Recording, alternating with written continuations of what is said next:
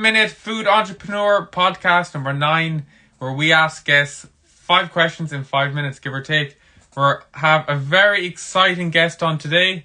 It is Sinead Delahunty, and I'm just going to add her now onto this. We are doing this through the power of internet.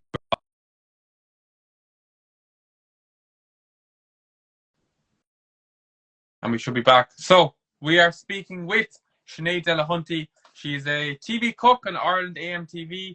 She's a food blogger. She's a cookbook author, and I think she's here. Albeit with there we go. Hi, Evan. How are you? Instagram Live. Amazing. How are you, Sinead? All good. Thanks for having me on. Delighted to have you on. I was worried that we were going to be looking at your kitchen table there, but this is a better view. Can we go straight into it, Sinead? Yeah, of course. Go for it. Excellent. So I've given the intro already. You've loads going on. Your hands in lots of different pies. I didn't mention also you're full-time physio, and you're big into the GA football and the whole world of Gaelic, which of course we're big into at the moment, me being from Galway, the All-Ireland final. But we're here to talk about food. So when it comes to food, and as I said, you have lots of different kind of stuff going on. What is it? I always like asking people this, kind of like, because it's such a diverse world, from recipes to ingredients and restaurants. And what is it about food that, Sinead, that you'd say that you kind of like the most? I think the big thing for me is that, you can have a humble carrot and then just transform it into something amazing. So that's a really big thing for me, that you can have something so simple and then you can go anywhere you want with it. You can turn it into cake, you could just boil it and eat it, you could eat it raw. I love that there's just so many ways to do so many things with one ingredient, and I think that's the real magic for me. It's just so humble, and you're constantly learning as well. There's never not a day that I'm like, oh yeah, this is a better way of doing that, or for me that's a better way. Or likewise, that's the kind of power of social media, particularly. You can learn lots of kind of different things from different cultures all over the world. But likewise then, I've some really old cookbooks, and you can often learn actually that something that's done there 50 years ago, whatever, is actually nearly better than what we're doing currently. So I think that that's the really big thing for food, that it can transcend all ages, and kind of hidden recipes can come back in, or that could be a real connection with someone, that a recipe that was written down and forgotten about or kind of lost, and then it's rediscovered, and there's a memory attached to that and stuff. So that's a really big thing for me, I think. Exploring the endless opportunities with simple ingredients, and then as well that connection to, I suppose, heritage and culture and family, I think, which is huge around food. Deadly. Yeah, I know. It's a big old world, all right. It's very exciting. You do the obviously I know you from social media, but I didn't know that you do I only saw it through social media, the kitchen experiences where you bring people into your house. And can you talk to me about that? It seems quite an exciting little business venture. Yeah, so I suppose I've been doing lots of different kind of teaching through food in terms of demonstrations or cooking on Ireland AM over the last couple of years. And then since moving back home to Feathers and Tipperary, I decided, since I have my own space, my own kitchen, it's just very natural for me to teach and share what I'm doing. So I said I'd give it a go. So I started it back in January.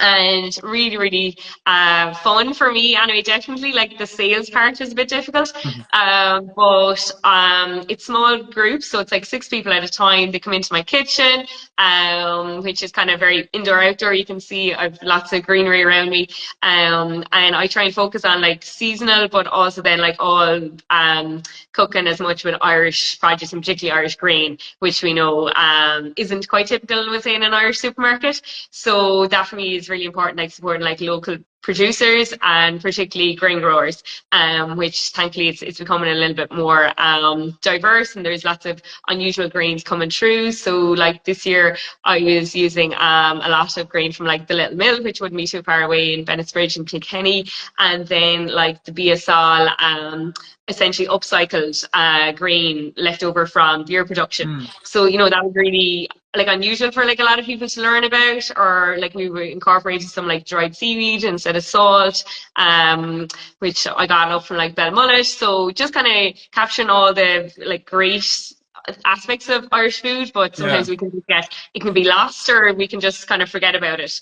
And then obviously all the wonderful Irish dairy, that is a lot of it produced around me in the Golden Vale. So yeah, of course. it's really nice to incorporate all that. And then I had one group back in June, which was great, and the weather was dry, so we got to go out in the garden and forage. And I kind of have a fairly wild garden, so there was a lot of things like even just chive flowers at the time. They were all budding, and like the intense flavor in those, that people were astounded by that. So yeah, it was just really nice, and I suppose that's very much me. I like to be outdoorsy, saying about sport.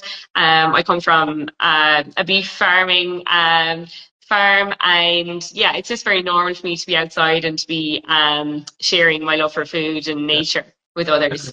And what type of people do you get to those groups? Like, is it a mixed bag, or do you get kind of? Yeah, so really, really mixed. Yeah, it's very social as well, which is a really, really important thing. You get lunch as well. I feed you some snacks on arrival. So it's really social. Sometimes friends, or maybe like, mother daughter or sisters or something like that. Mostly women so far. I will say the lads are not jumping at the bit so much. And then as well, I had an entire family group, a visiting family from Canada as well, which was really, really nice. Deadly. And yeah, just I think that's like a really, really nice way to immerse them in what is Irish food. Because a lot of people might think it's, the bacon and cabbage Yeah. or whatever, which we all know is lovely, but there's a lot more to it. Yeah. So you're like So the Darina, the Tipperary Darina Allen. That's kind of the vibe, is listen, I wouldn't say that now. Doreen is the queen, as we all know, it? but listen, put my own slant on food. Yeah. Deadly. On the social media side, I have a love-hate relationship with social media. I've only got into the last couple of weeks, and there's aspects such as what I'm doing now, get to talk to someone like yourself that normally, we're not going to get to talk to, various interesting people like this. There's a lot of it I don't particularly like. What's your relationship like with social media? Yeah, I would say I love hate is probably what like a lot of people say. I suppose I'm kind of lucky in terms of like my job and my sport, that there's a lot of my day when I can't be on my phone, which I think is like really important. And then I'm very much like, I share the things I want to share. Like, I'm not going to be telling you about my personal life or things like that. I keep it Yeah. very like food and nature and like aspects of sport.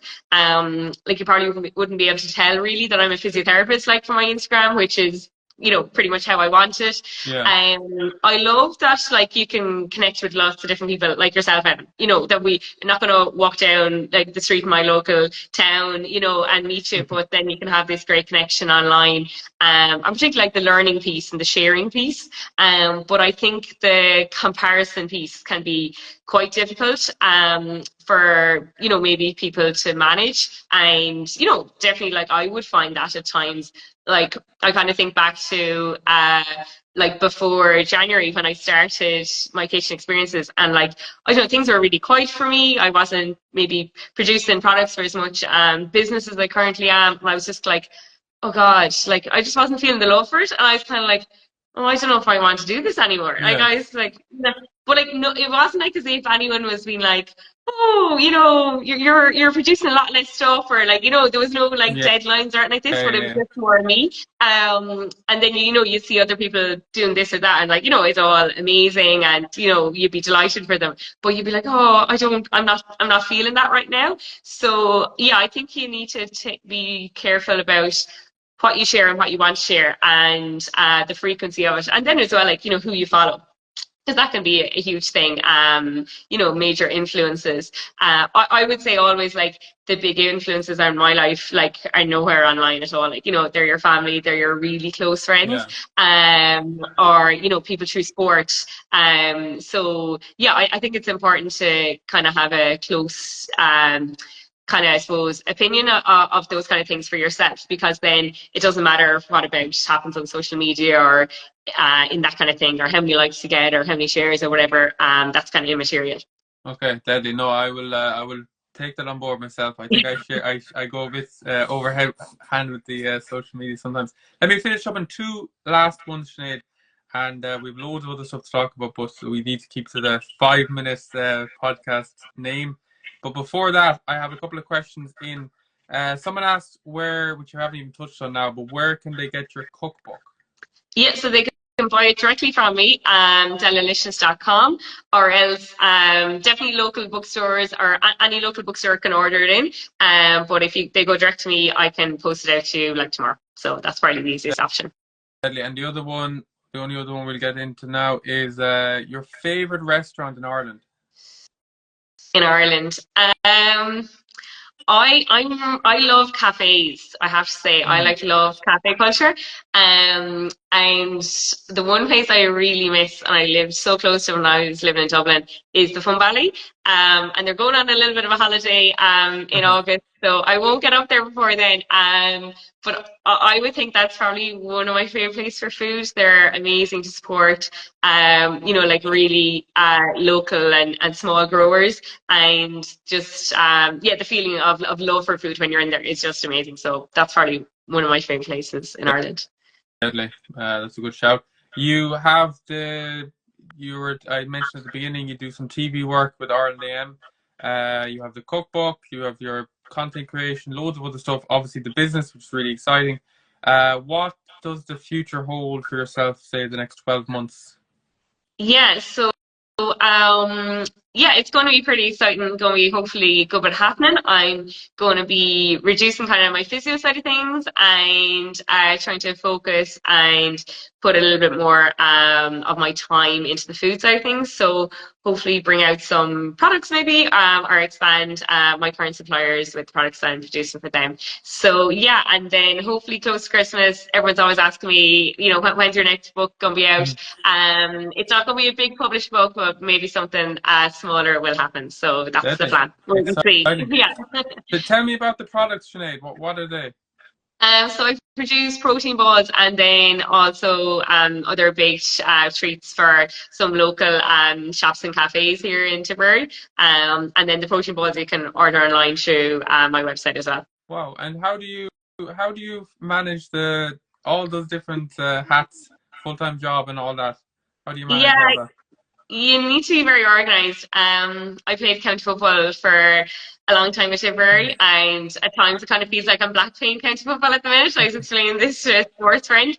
So yeah, you just have to be very organised, I'd say, like very good with your time management. And then obviously, you say no to other things, so you can't do it all. But you have to maybe channel some of your attention at times.